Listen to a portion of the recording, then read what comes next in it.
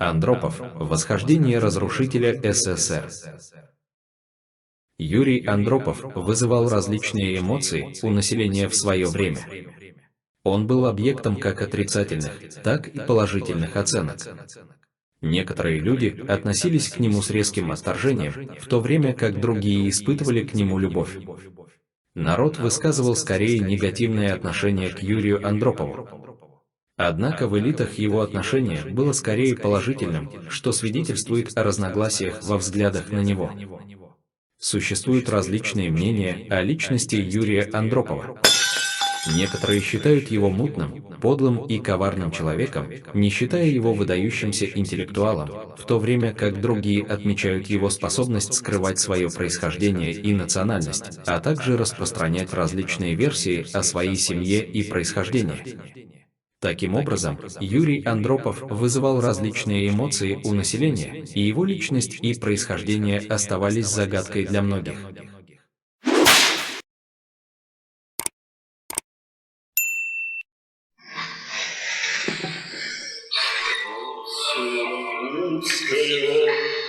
Ставропольский край, ты девица русская, поцелуй мне дай, там, где колосится рог, идется поля, Стариногорская родина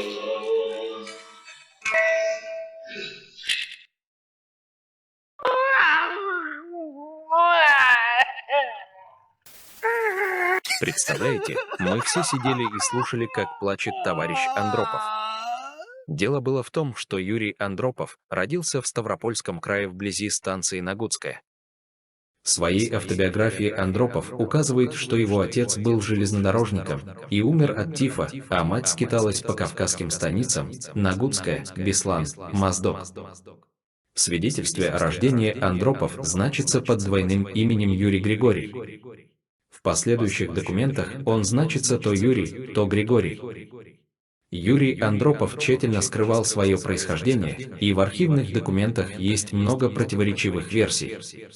В одной из официальных анкет он указал, что его родители были донскими казаками.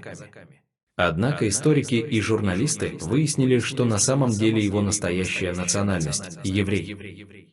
Мать Юрия Андропова, Евгения Карловна, была еврейкой, а ее отец – финляндским уроженцем, который держал ювелирный магазин на Лубянке.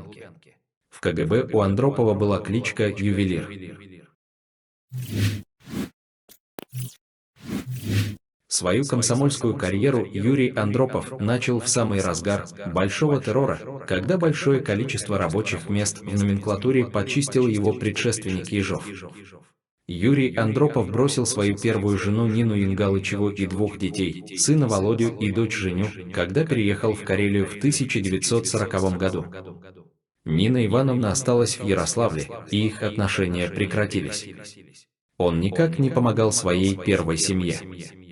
Владимир Андропов, сын Юрия Андропова, попадал в тюрьму. Причины этого неизвестны, но, возможно, это связано с его пристрастием к алкоголю и проблемами с законом. Надо биографию его знать. Насколько я знаю, он сын Юрия Владимировича Андропова. И быть сыном такого деятеля, это тоже на детстве его сказалось. В 1940 году он женился во второй раз. Первую семью он забыл навсегда. Как же Андропов с такой мутной биографией сам не попал под маховик репрессий? На самом деле, он дважды попадал на крючок чекистам. Первый раз в 1940 году, незадолго до развода с первой женой, а второй раз в 1948 году. Оба раза его спас от неминуемой расплаты один влиятельный товарищ с сильным финским акцентом. Но о нем мы расскажем чуть позже. Будучи уже во главе КГБ, а затем и во главе партии и государства, Андропов распространял слух, что он был чуть ли не главным организатором партизанского движения в Карелии. На самом деле это миф. Комсомольские функционеры нигде не были на первых ролях в деле организации партизан и подпольщиков. Везде на первых ролях были партийные функционеры и кадровые сотрудники НКВД. За линию фронта для координации с партизанами Андропов ни разу не перебрасывался, в то время как подлинные организаторы партизанского движения не раз бывали за линией фронта. Более того, Андропов еще в 1936 году был снят с воинского учета по состоянию здоровья. В армии он не служил, и в Великой Отечественной войне он никакого участия не принимал. Вот так вот бывает. Откосивший от армии, не участвовавший в защите своей родины больной чмошник потом станет генералом армии СССР. Такие вот метаморфозы. Так что никакого участия в деле организации партизанского движения в Карелии Андропов не имел. Партизанское движение в Карелии было одним из самых худших на оккупированных территориях СССР. Более того, Андропов сам отрекся от какого-либо участия в партизанском движении, когда его допрашивали в МГБ в конце 40-х годов. В 40-х годах Юрий Андропов начал свою партийную карьеру. В 1944 году он стал вторым секретарем горкома ВКП Б Петрозаводска, а 3 года спустя – вторым секретарем Карельского обкома. Первого секретаря Карельского обкома Куприянова он сдал во время Ленинградского дела в конце 40-х годов XX века. Параллельно он получал образование, поступив на заочное отделение высшей партийной школы при ЦК КПСС. Это самое максимальное образование, которое он получил, и одновременно обучаясь на историко-филологическом факультете Карело-Финского государственного университета в Петрозаводске, не окончил. Имея заочное образование по идеологическому направлению, которое не может считаться полноценным базовым высшим образованием, этот недоучка слыл в политической элите и среди либеральствующих диссидентов, интеллектуалом. На самом деле, он был самым малограмотным среди членов Политбюро ЦК КПСС. По окончании ВПШ Андропова все же ставят на воинский учет как политического работника без присвоения ему какого-либо воинского звания. Для того, чтобы быть политическим работником в армии, никакого здоровья не требовалось. Языком болтать, не мешки ворочить.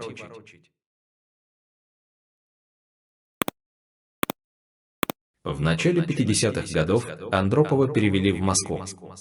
В июне 1951 года Андропов перешел на работу в аппарат СК ВКП Б при содействии Отто Кусинина и стал курировать работу партийных организаций Прибалтики. Кусинин Отто Вильгельмович, 1881-1964, советский политический деятель. Он был секретарем Коминтерна, 1921-1939, премьер-министром и министром иностранных дел Финляндской Демократической Республики, 1939-1940, и первым председателем Президиума Верховного Совета Карело-Финской ССР, 1940-1956. Кусинин также был депутатом Финляндского Сейма 1908-1917, Верховного Совета СССР 1938-1964 и заместителем председателя Президиума ВС СССР 1940-1958. По слухам, являлся членом масонской ложи Свиденборгианского шведского толка.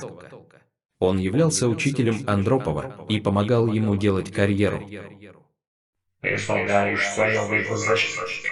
Теперь ты можешь использовать темную сторону силы.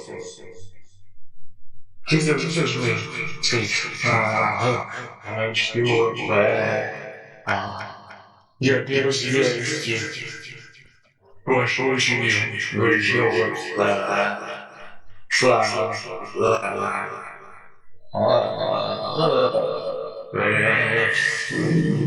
Научный силой владеешь. Видим в стихах ты знаешь. А ты будешь ощущать я.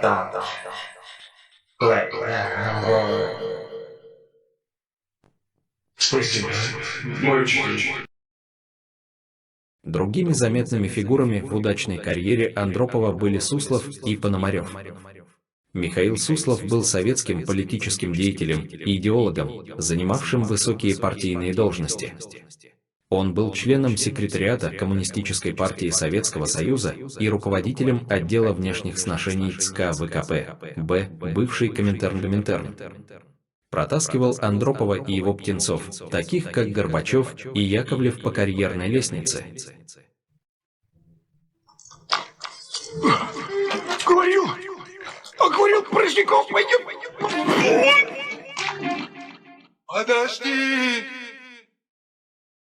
Подожди. Борис Пономарев занимал должность заведующего международным отделом ЦК КПСС с 1955 по 1986 годы. Он был кандидатом в члены Политбюро, выходцем из Коминтерна, Гоминтерна, и активно участвовал в политической карьере Андропова. Он является родственником российского оппозиционера Ильи Пономарева, члена партии «Справедливая Россия».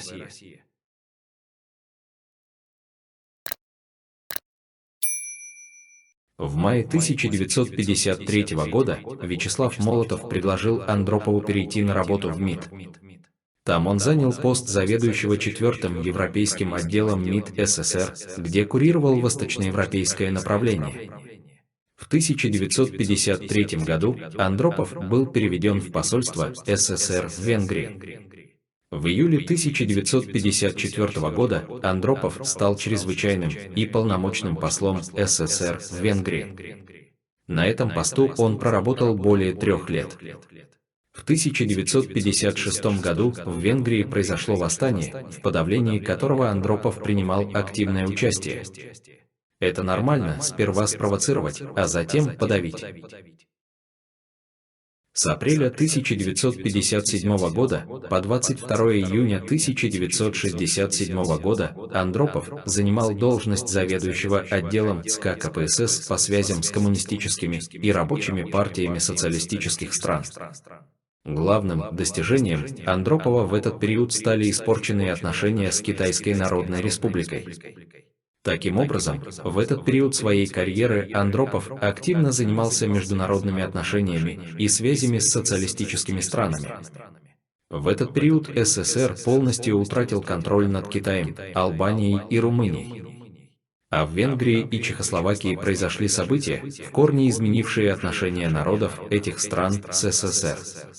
В 1964 году Хрущева отстранили от власти, и его место занял Брежнев. Для Андропова открываются новые кадровые перспективы. Меня зовут Леня. Сдвигаю я брови, запятая, бумажки читаю. Меня зовут Леня, запятая. Я вам покажу, кускину мать! Болваны, слабаки, педерасы!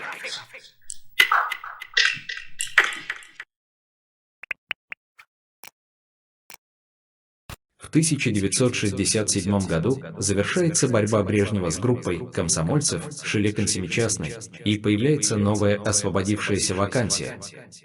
Андропова назначают на должность председателя Комитета государственной безопасности КГБ.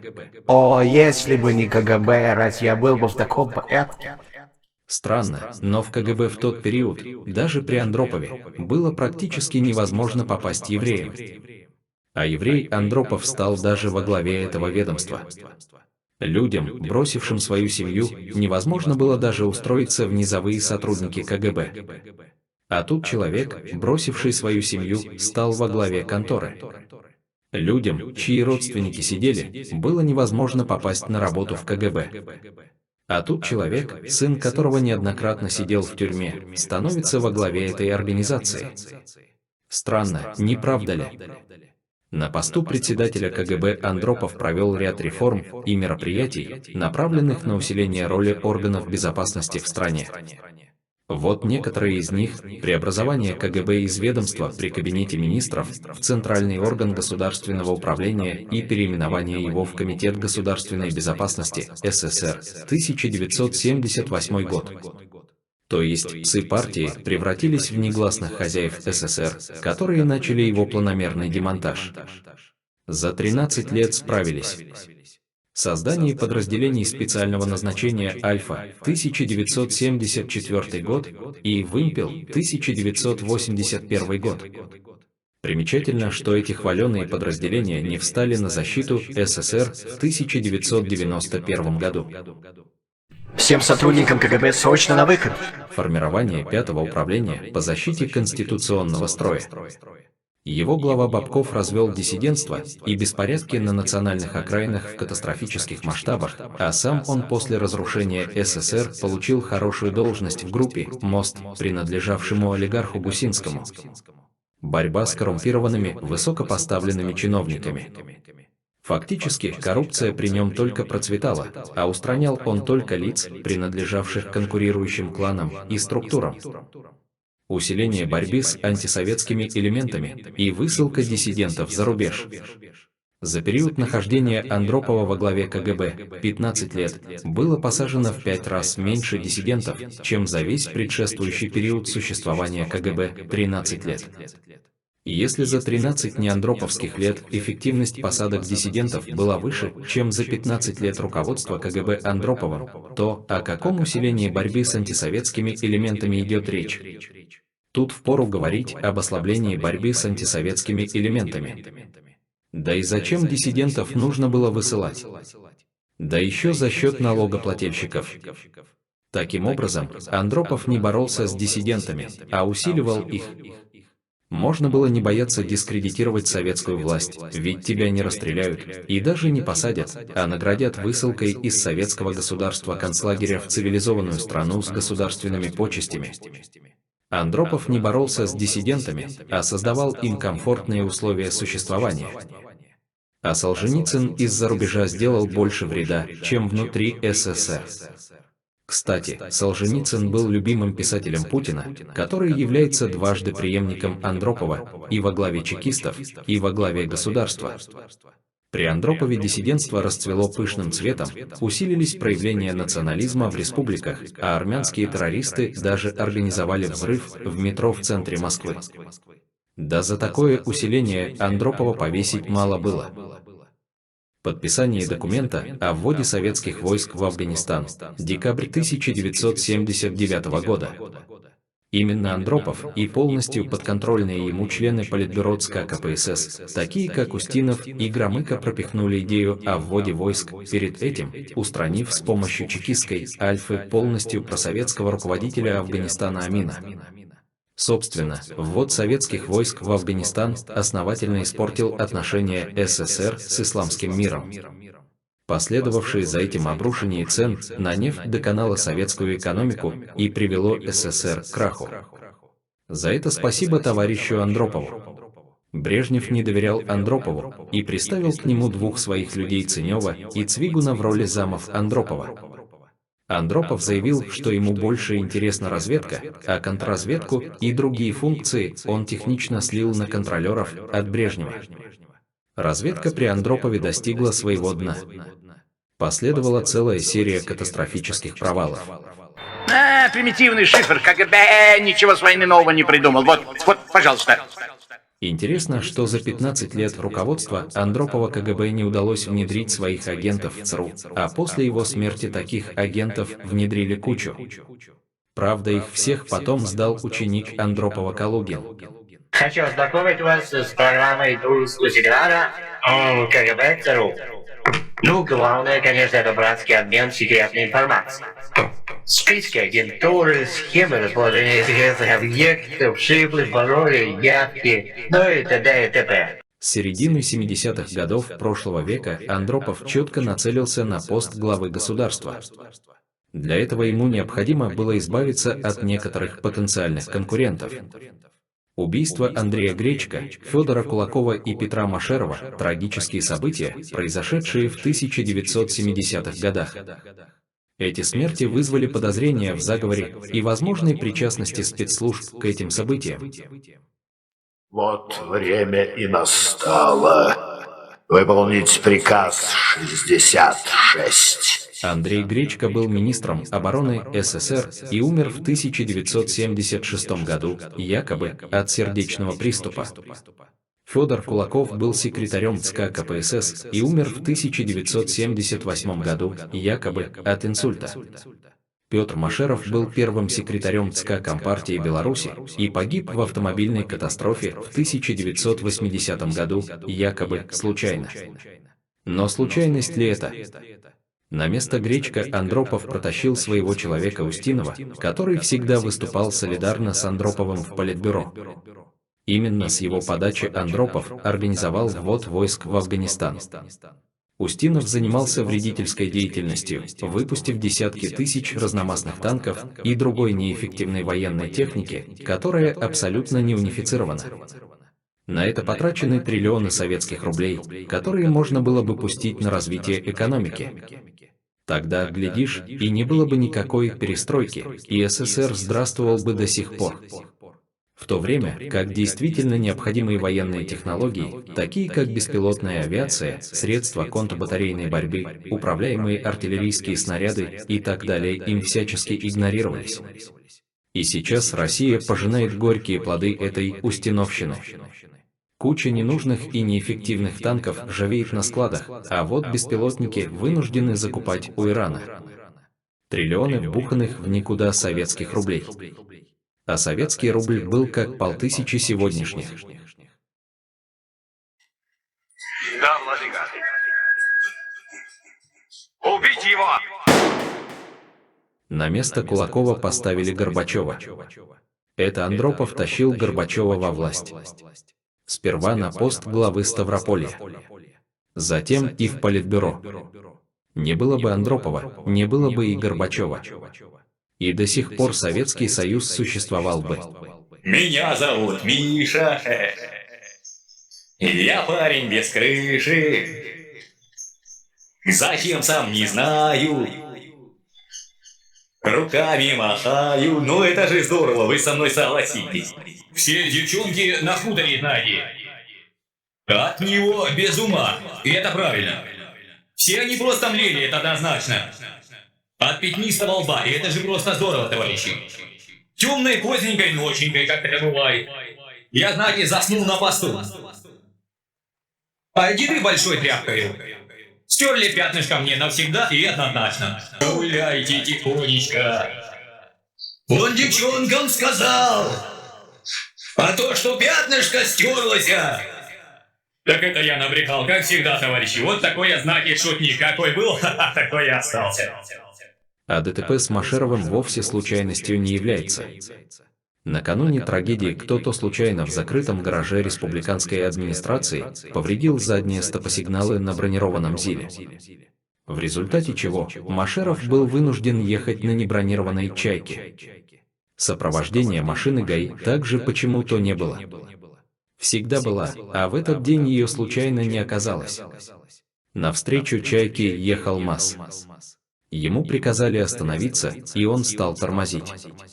Но именно в этот момент этот МАЗ начал резко обгонять до этого ехавший совершенно спокойно ГАЗ с картошкой. И случайно резко разогнался до 100 км в час. В результате «Чайка» попала в лобовое столкновение с грузовиком. Учитывая, что сама «Чайка» ехала примерно с той же скоростью, никаких шансов на выживание пассажиров «Чайки» не было. Примечательно, но 10 лет спустя по той же схеме был устранен Виктор Цой с той лишь разницей, что грузовик сменили на автобус.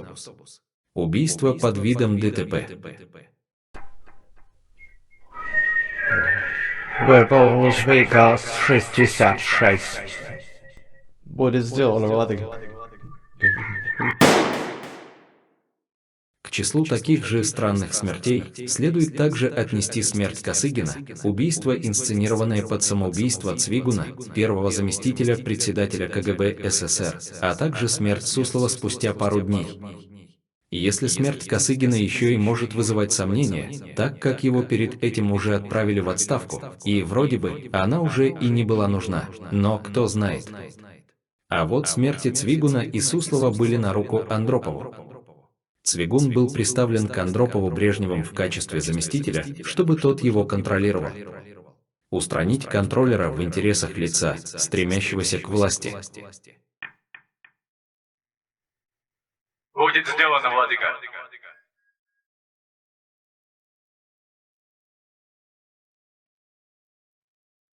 Суслов вроде был благодетелем Андропова, и из чувства благодарности тот не стал бы его убивать. Как же? Для достижения должности генерального секретаря КПСС Андропову пост главы КГБ не подходил никак. С этой должности генсеками никогда не назначали. Необходимо было получить должность секретаря в ЦК КПСС. И не абы какого, а стать вторым лицом в партии. Но на этой должности в то время находился Суслов. А это был бойкий дедушка, который никак не хотел уходить на пенсию и ничем серьезным не болел. Но его уговорили выпить таблеточку, и полониевый новичок помог Андропову занять второе место в партии. У Андропова для этих дел был Чазов, который лечил высшее руководство партии и государства. Я не знаю, понял? Я хитрый. Суслов отправился в свой последний путь. Товарищ, вчера на похоронах товарища Суслова, кстати, Лев, все политбюро вело себя крайне аморально. Ну, а когда заиграла музыка, только я один догадался пригласить даму на танец.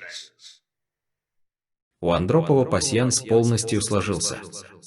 Он занял второе место в партии, устранил всех потенциальных конкурентов, а в политбюро ЦК КПСС взяла верх его группировка вместе с преданными ему Устиновым и Громыко. Член, я не побоюсь этого слова, член политбюро, товарищ Громыко, член политбюро, товарищ Громыко, вчера на заседании Центрального политбюро ЦК КПСС заявил, что именно в этом и есть коренное отличие между маковыми булками и развитым социализмом. Дни Леонида Ильича также были сочтены. И он еще не успел отойти в мир иной, как чекисты стали копать под его дочку Галину и под его зятя Чурбанова, а через него и под министра МВД СССР Щелокова. 1982 год отметился многими смертями. Сегодня мы провожаем в последний путь Леонида Ильича Брежнева, славного сына нашей Родины, пламенного марксиста-ленинца, выдающегося руководителя коммунистической партии и советского государства, виднейшего деятеля международного коммунистического и рабочего движения.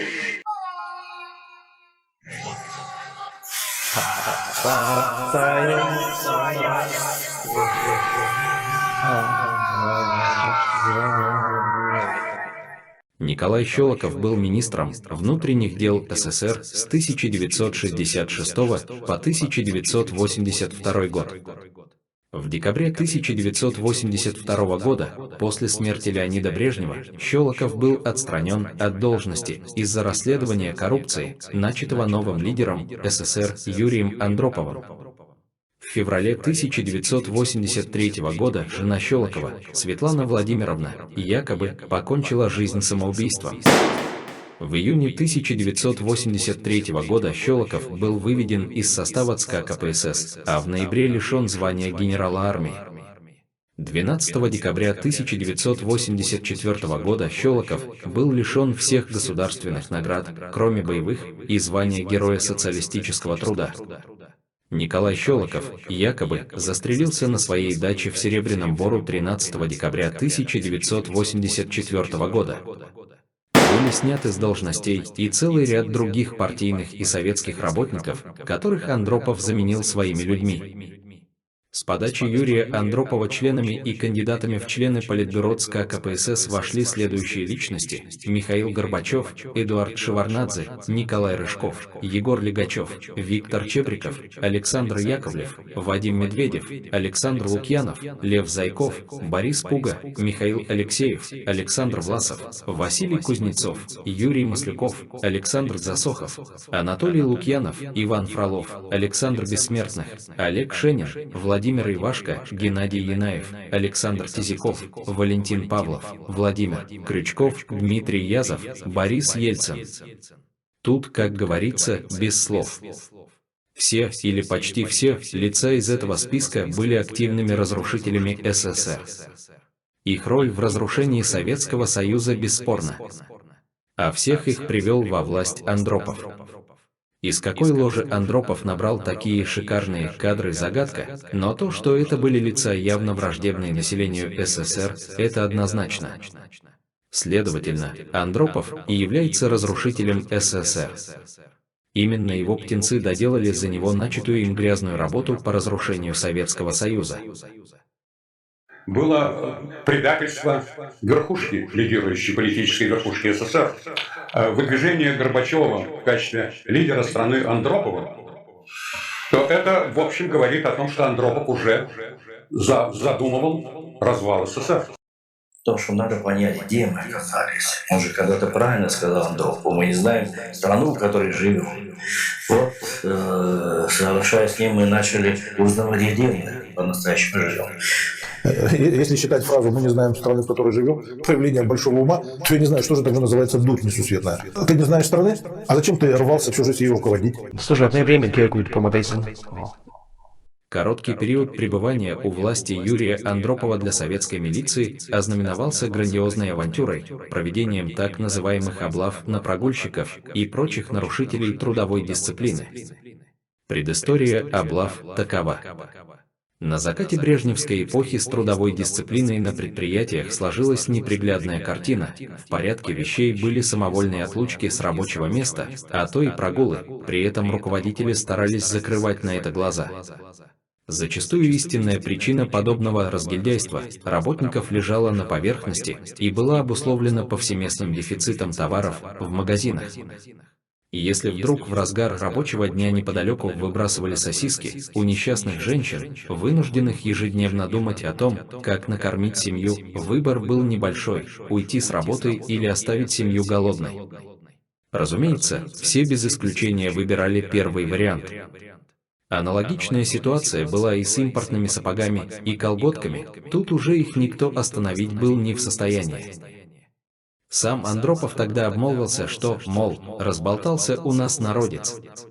Вот на таком фоне в августе 1983 года ЦК КПСС и Совет министров СССР принимают эпохальное постановление об укреплении социалистической трудовой дисциплины. Ближайшие задачи были сформулированы предельно четко: побороть прогулы и опоздания, искоренить пьянство на рабочем месте, уменьшить количество брака в выпускаемой продукции, в общем, навести, наконец, порядок. Ибо на рабочем месте необходимо дело делать. Сказано, сделано. На местах под руководством партийно-советских органов оперативно были сформированы группы, состоявшие из сотрудников милиции, дружинников, комсомольского актива и представителей различных предприятий. И началось их хождение в народ. Ежедневно по утвержденному графику для участия в рейдах выделялось около 1,5 десятков сотрудников из всех служб, из которых формировались парные пешие патрули. В ходе короткого инструктажа до них доводилась информация о поступлении в продажу дефицитного товара, где, что и когда. У руководителей торговых организаций такое предписание имелось от руководящих и направляющих органов. По такой наводке работать было гораздо проще, и уже через час-полтора были результаты. Помимо торговых точек в поле зрения борцов за дисциплину попадали кинотеатры, спортсооружения, парикмахерские, церкви и прочие публичные места. Обычно милицейский патруль стоял рядом с билетером и отрабатывал проходящих на дневные сеансы зрителей, чаще всего школьников и студентов. При Андропове в СССР в ряде регионов стали вводиться талоны, с помощью которых можно было купить продукты и хозяйственные товары. Цены на товары постоянно росли, а нормы по карточкам уменьшались. Талоны использовались для покупки таких товаров, как крупы, мясо, чай, сахар, табак, мыло и другие. Андропов начал вводить талоны, а Горбачев закончил, доведя число всевозможных талонов до абсурда. На ряд продуктов при Андропове стали расти цены, чтобы как-то покрыть дефицит этих товаров. Но при Андропове появился один дешевый продукт, благодаря которому он запомнился. Андроповка – это название водки, которая появилась в продаже в СССР осенью 1983 года. Она отличалась от других водок тем, что не имела названия и была значительно дешевле. Ее цена составляла 4 рубля 70 копеек, в то время как самая дешевая водка русская продавалась за 5 рублей 30 копеек, а более дорогие сорта, такие как столичная, московская особая и пшеничная, стоили 6 рублей 20 копеек. Поскольку она появилась в продаже в сентябре, то ее сперва стали называть школьницей или первоклассницей, но эти названия не прижились. Андроповка получила свое название благодаря Юрию Андропову, который в то время был руководителем страны. Из-за низкой цены и плохого качества водка стала объектом насмешек и получила прозвище «Андроповское пойло». Андропов быстро привыкает. Я уже и замечаю.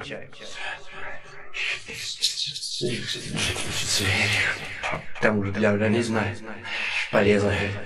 Я тут разные виды экскрементов понимать не могу. Есть лошадиное, коровье, козье, свиное и нашинское. Благодаря чему достигаю удивительных результатов. Происходит круговой род дерьма в природе. Затем же употреблять дерьмо в виде яичек, мяса и молока. А я лошадь против лоз был. Брезгливость. Вкушай же все. В чистом виде. Давай выпьем за всех автор. За советскую власть. За товарища Сталина. Первый чувство надо. Да мы тухуши. Скрипы светлые. Из дерьма варить. Такой же. Рецепт простой. Кило дерьма, кило сахара. Внешняя политика СССР при Андропове характеризовалась обострением отношений с США и другими странами Запада. В сентябре 1983 года советской ПВО был сбит южнокорейский пассажирский самолет, нарушивший советское воздушное пространство, что вызвало жесткую реакцию США и обвинения в адрес СССР. В ноябре 1983 года переговоры в Женеве по ограничению ядерного вооружения в Европе были прерваны советской делегацией, что привело к свертыванию политики разрядки. Интересно, что Андропов обострил отношения с Западом, а его ученик Горбачев стал проводить политику разрядки, когда уникальное оружие СССР, в которое вбухали триллионы советских рублей, пошло на металлолом. Когда были сданы все секреты страны. Когда сдали Западу все, что можно. Так, может, Андропов и закручивал гайки для того, чтобы Горбачев на этом фоне открутил бы эти гайки напрочь. Андропов умер 9 февраля 1984 года в Москве. Причиной смерти стал отказ почек вследствие многолетней подагры. Похороны прошли 13 февраля 1984 года у Кремлевской стены на Красной площади. Вот так вот. 15 лет, будучи шефом КГБ, расчищал себе путь к власти, а достигнув ее, поправил только 15 месяцев. Да и то на больничной койке. Но зато он оставил после себя глубокий след, ведь все последующие правители СССР и России так или иначе являются его наследниками. Они либо прямо пропихнуты им во власть, Горбачев и Ельцин, либо вышли из того же ведомства, Путин вступил в КГБ именно при Андропове, либо являются номинальными техническими правителями, Черненко и Медведев, при которых реальные властные полномочия осуществляют настоящие наследники Андропова, Горбачев и Путин.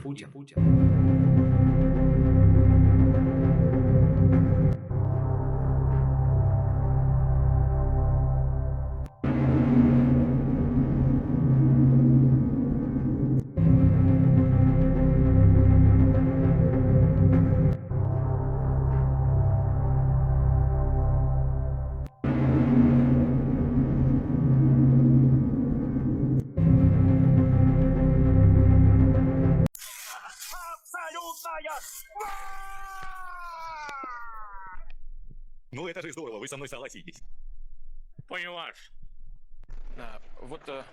что... Вот, как бы... Честное слово.